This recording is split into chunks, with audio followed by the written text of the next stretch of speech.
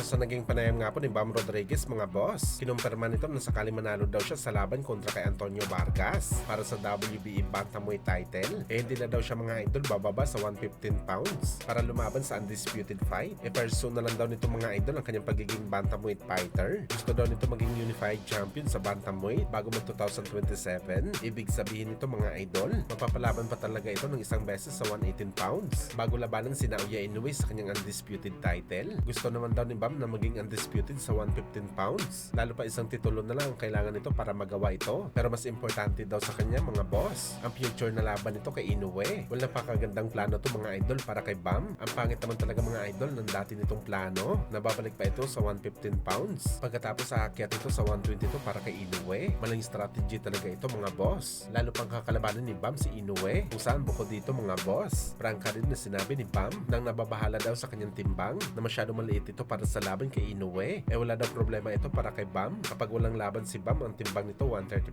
pounds. Hindi na daw bago sa kanya mataas na division dahil lumaban na ito sa 126 pounds dati. Kaya wala daw talaga sa kanya problema na lumaban kay Inoue sa 122.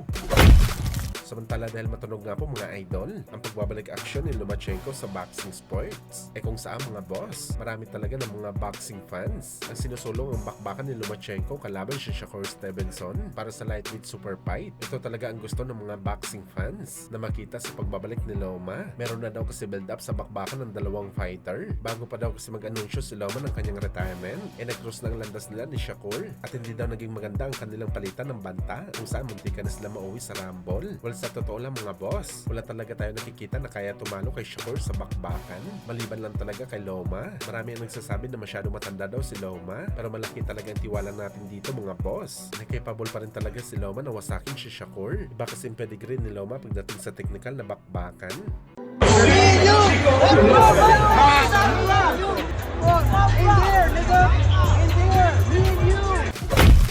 Sa kabilang banda naman mga idol, habang papalapit nga po ang bakbakan ni Manny Pacquiao at Mayweather Jr., marami naman po ng mga retired boxer ang nagsasabi na hindi na daw nila gusto mapanood ang laban ng dalawang legend dahil huli na daw ang lahat mga idol para sa rematch nila, lalo na itong si American mga boss. Ayon sa kanya mga idol, pera-pera na lang daw talaga ang laban ni Floyd at Pacman at wala na daw tayo magandang laban na makikita dito. Pero nang tinanong naman siya mga idol kung gusto ba nito makalaban ang mananalo sa laban ng dalawang legend para sa exhibition fight lamang, mabilis pa sa alas 4 si America na sumagot ng oo mga boss. Halata talaga mga idol na madami talaga ng mga old boxer na inggit sa laban ni Pacman at Floyd dahil sa estado nila ngayon, kikita pa talaga sila ng $1 million sa laban nila. Mas malaki pa ngayon sa big fight sa boxing sports.